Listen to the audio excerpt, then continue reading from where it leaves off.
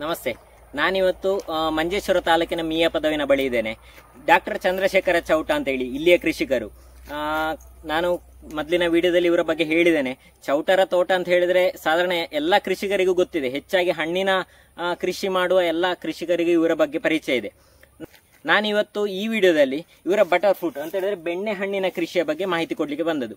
ಸಾಧಾರಣ ನಮ್ಮ ಊರಲ್ಲಿ ನಂಗೆ ಗೊತ್ತಿದ್ದಾಗೆ ಇಷ್ಟು ದೊಡ್ಡ ಮಟ್ಟಿಗೆ ಕರಾವಳಿ ಪ್ರದೇಶದಲ್ಲಿ ಬೆಣ್ಣೆ ಹಣ್ಣಿನ ಕೃಷಿ ಮಾಡಿದವರು ಯಾರೂ ಇಲ್ಲ ಅಲ್ವಾ ಸರ್? ಸಾಧಾರಣ ಯಾರಾದ್ರೂ ಇತ್ತೀಚೆಗೆ ಕೆಲವರು ತೊಡಗಿಸಿಕೊಂಡಿದ್ದಾರೆ, ಸಣ್ಣ ಮಟ್ಟದಲ್ಲಿ ತೊಡಗಿಸಿಕೊಂಡಿದ್ದಾರೆ. ತುಂಬಾ ಈಗ ಕಮರ್ಷಿಯಲ್ ನಾವು ಸಾಧಾರಣ 300ಕ್ಕಿಂತ ಹೆಚ್ಚು ಗಿಡಗಳನ್ನು ಹಾಕಿ ಬೆಳೆಸ್ತಾ ಇದ್ದೇವೆ. ಈಗಾಗಲೇ 300ಕ್ಕಿಂತ ಹೆಚ್ಚು ಗಿಡಗಳಿದೆ. ಹೌದು, ಬೆಳೆಸ್ತಾ ಇದ್ದೇವೆ. ಆ ಲೆವೆಲ್ಗೆ ಯಾರು ಹೋಗಿಲ್ಲ. ಆದರೆ ಈಗ ತುಂಬಾ ಜನ ನಮ್ಮ ತೋಟದಿಂದ ಮಾಹಿತಿ ಪಡ್ಕೊಂಡು ಇದರಿಂದ ಗಿಡಗಳನ್ನು ಕೂಡ ಸಂಗ್ರಹ ಮಾಡಿಕೊಂಡಿದ್ದಾರೆ. ಇಲ್ಲಿ ನಮ್ಮ ಹತ್ರ ಒಂದು ವೆರೈಟಿ ಇದೆ, ನಾವು ಅದನ್ನು ಚೌಟ 1 ಅಂತ ಹೆಸರಿಸಿದ್ದೇವೆ. ಆ ತಳಿಯನ್ನು ತುಂಬಾ ಜನ ಈಗ ಬೆಳೆಸ್ತಾ ಇದ್ದಾರೆ. ಅದೇ ಇಷ್ಟರವರೆಗೆ ಹೆಚ್ಚಿನ ಕೃಷಿಕರಿಗೆ ಗೊತ್ತಿದ್ದಾಗೆ ನಿಮ್ಗೆಲ್ರಿಗೂ ಗೊತ್ತಿರಬಹುದು, ಈ ಬಟರ್ ಫ್ರೂಟ್ ಅಂತ ಹೇಳಿದ್ರೆ ಬೆಣ್ಣೆ ಹಣ್ಣು ಕರಾವಳಿ ಪ್ರದೇಶಕ್ಕೆ ಸೂಕ್ತ ಅಲ್ಲ ಅಂತ ಹೇಳುವ ಭಾವನೆ ಇತ್ತು. ಹೇಳಿದ್ರೆ ಚಳಿ ಬೇಕು, ಸಾಧಾರಣ ಚಿಕ್ಕಮಗಳೂರು ಆಗಿರ್ಬೋದು, ಮಡಿಕೇರಿ ಆಗಿರ್ಬೋದು, ಮೈಸೂರಿಂದ ಮೇಲೆ ಅಂತ ಪ್ರದೇಶದಲ್ಲಿ ಹೆಚ್ಚಾಗಿ ಬೆಳೀತಾ ಇದ್ರು. ಚಳಿ ಇಷ್ಟಪಡುವ ಒಂದು ಬೆಳೆ. ಆದ್ರೆ ಈಗ ಇಲ್ಲಿ ನೀವು ಪ್ರತ್ಯಕ್ಷವಾಗಿ ನೋಡಬಹುದು.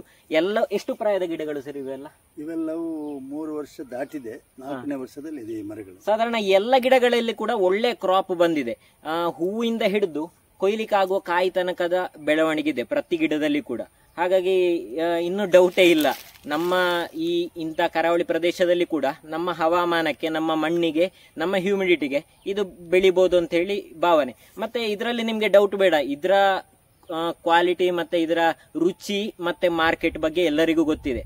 ಹಾಗಾಗಿ ಬೆಳೆದವರಿಗೆ ಮೋಸ ಖಂಡಿತ ಆಗ್ಲಿಕ್ಕಿಲ್ಲ ಅಲ್ವಾ ಸರ್? ಹೌದು, ಈ ಅವಕಾಡೋ ಹಣ್ಣು ಜಗತ್ತಿನಾದ್ಯಂತ ನಂಬರ್ 1 ಹಣ್ಣು ಅಂತ ಹೇಳಿ ಬೇಡಿಕೆಯಲ್ಲಿ ಇರುವಂತಹ ಹಣ್ಣು. ತುಂಬಾ ಆರೋಗ್ಯಕ್ಕೆ ಕೂಡ ಒಳ್ಳೆಯದು. ಒಳ್ಳೆಯ ಕೊಬ್ಬು, ಪ್ರೋಟೀನ್ ಇರುವಂತದ್ದು. ಪ್ರೋಟೀನ್ ಇದೆ ಇದರಲ್ಲಿರುವ ಕೊಬ್ಬು ಕೂಡ ಉಪಯುಕ್ತವಾದಂತ. ಆದ್ರಿಂದ ಇದು ಆರೋಗ್ಯ ವರ್ಧನೆಗೆ ತಿನ್ಬೇಕಾದಂತ ಹಣ್ಣು.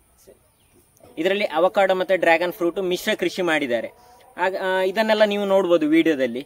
ಸಾಧಾರಣ ಇದರಲ್ಲಿ ನೀವು ಟ್ರಯಲ್ ಅಂಡ್ ಎರರ್ ಮಾಡಿದ್ರೆ ಅಂತ ಹೇಳಿದ್ರಿ. ಇಲ್ಲಿ ಒಂದು ಕಾರಣ ಇದೆ, ಇದರಲ್ಲಿ ನನಗೆ ಸ್ವಲ್ಪ ನೀರಿನ ಅನಾನುಕೂಲತೆ ಇದೆ.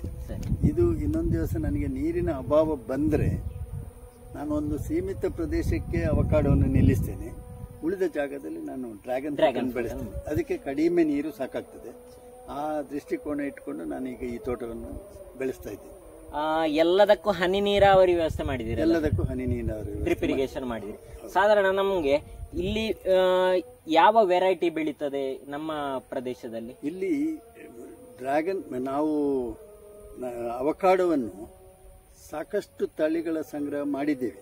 ತಳಿಗಳ ಸಂಗ್ರಹ ಮಾಡುವಾಗ ನಾವು ಈ ಪ್ರದೇಶಕ್ಕೆ ಅಂದರೆ ಸಮುದ್ರ ತೀರಕ್ಕೆ ಮತ್ತು ಸಾಧಾರಣ 500ರಿಂದ 800 ಅಡಿಯ ಸಮುದ್ರ ಮಟ್ಟದಿಂದ ಎತ್ತರಕ್ಕೆ ಇರುವ ಪ್ರದೇಶದಲ್ಲಿ ಬೆಳೆಯುವಂತ ಕಾಯಿಗಳನ್ನು ಇಲ್ಲಿ ನಾವು ಇಂಟ್ರೊಡ್ಯೂಸ್ ಮಾಡಿದ್ದೇವೆ.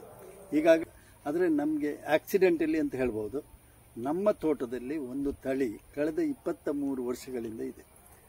ಈ ಗಿಡವನ್ನು ನಾವು ಎಲ್ಲೋ ಒಂದು ನರ್ಸರಿಯಿಂದ ತಂದು ನೆಟ್ಟಂತ ಗಿಡ 25 ವರ್ಷಗಳ ಹಿಂದೆ. ಸಾಧಾರಣ ಪ್ರತಿ ವರ್ಷ ಇದರಲ್ಲಿ ಹೂ ಬಿಡ್ತದೆ, ಕಾಯಿ ನಿಲ್ತದೆ, ಮತ್ತೆ ಬೆಸ್ಟ್ ಕ್ವಾಲಿಟಿ ಫ್ರೂಟ್. ವರ್ಷದಲ್ಲಿ 2 ಸಲ ಹೂ ಬಿಡ್ತಾ ಇದೆ. ಆದ್ರಿಂದ ಇದು ಒಂದು ಒಳ್ಳೆಯ ತಳಿ ಅಂತ ಹೇಳಿ ನಾವೀಗ ಅದಕ್ಕೆ ಚೌಟ 1 ಅಂತ ಹೇಳಿ ನಾವು ಹೆಸರಿಸಿದ್ದೇವೆ. ಅದರ ಕೆಮಿಕಲ್ ಅನಾಲಿಸಿಸ್ ಕೂಡ ಮಾಡಿದ್ದೇವೆ. One of the very good fruits available. ಈಗ ಕೃಷಿಕರಿಗೆ ಇಂಟ್ರೆಸ್ಟ್ ಇದೆ ಅಂತ ಹೇಳಿದ್ರೆ ನಿಮ್ಮಲ್ಲಿ ಗಿಡಗಳ ಲಭ್ಯತೆ ಇದೆ? ಗಿಡಗಳು ನಾವು ಮಾಡಿಸಿಕೊಡುವ ವ್ಯವಸ್ಥೆ ಮಾಡಿಕೊಡ್ತೇವೆ. ಸಯಾನ್ ಮೆಟೀರಿಯಲ್ ನಮ್ಮಲ್ಲಿಂದ ಕೊಡ್ತೇವೆ. ಆ ಸಯಾನ್ ಮೆಟೀರಿಯಲ್ ಮಾಡಿದ್ರೆ ಈ ಕ್ವಾಲಿಟಿಯ ಫ್ರೂಟ್ ಸಿಗ್ತದೆ ಅಂತ ಹೇಳೋದು ಅವರಿಗೆ ಗ್ಯಾರಂಟಿ. ಇದನ್ನೀಗ ನಾವು ಬೆಳೆಯೋದಿದ್ರೆ ಸಾಧಾರಣ ಎಷ್ಟು ದೂರಕ್ಕೊಂದರಂತೆ ಬೆಳಿಬಹುದು ಸರ್? ಹೌದು, ನಾವು ಅದಕ್ಕೆ ಬೇಕಾಗುವಂತ ಸನ್ಲೈಟ್ ಹೇಗೆ ಬೀಳುವಂತದ್ದು ಈ ಎಲ್ಲ ವ್ಯವಸ್ಥೆಗಳನ್ನು ಮಾಡಿಕೊಂಡ್ರೆ ಇಲ್ಲಿ ಕೂಡ ಅಷ್ಟೇ ಒಂದು 15ರಿಂದ 20 ಅಡಿ ಅಂತರ ಇಟ್ಕೊಂಡು ಬೆಳೆಸಬಹುದು. ಈಗ ನಾವು ಆ ತರ ಮಾಡಿಕೊಂಡಿದ್ದೇವೆ. ಸಾಧಾರಣ ಈ ವರ್ಷ ನೋಡುವಾಗ ನಾವು ಚೆನ್ನಾಗಿ ಹೂ ಆಗ್ತಾ ಇದೆ. ಕಾಯಿಯು ಆ ಪರ್ಟಿಕ್ಯುಲರ್ ವೆರೈಟಿಯಲ್ಲಿ ಚೆನ್ನಾಗಿ ಕಾಯಿ ಕಾಣ್ತಾ ಇದೆ. ಈ ವರ್ಷದ ಇನ್ನೊಂದು 3-4 ತಿಂಗಳಲ್ಲಿ ನಮಗೆ ಕ್ವಾಲಿಟಿ ಫ್ರೂಟ್ ಸಿಗ್ಬೋದು. ಈಗ ಕೃಷಿಕರಿಗೆ ಹಣ್ಣಿನ ಗಿಡಗಳ ಬಗ್ಗೆ ಇಂಟ್ರೆಸ್ಟ್ ಇದ್ರೆ ಅಥವಾ ಕೃಷಿಯ ಉಪಯೋಗಕ್ಕೋಸ್ಕರ ಮಾರಾಟದ ಉದ್ದೇಶಕ್ಕೋಸ್ಕರ ಹಣ್ಣಿನ ಗಿಡಗಳ ಬೆಳೆಸುವ ಇಷ್ಟ ಇದ್ರೆ ನೀವು ಇದರ ಬಗ್ಗೆ ಕೂಡ ಯೋಚನೆ ಮಾಡಬಹುದು. ಸರ್, ನೀವು ಈ ವಿಷಯದ ಬಗ್ಗೆ ತುಂಬಾ ಒಳ್ಳೆ ಮಾಹಿತಿ ಕೊಟ್ಟಿದ್ದೀರಿ ಸರ್, ಧನ್ಯವಾದಗಳು. ಈಗ ಎಲ್ಲ ತೆಂಗಿನ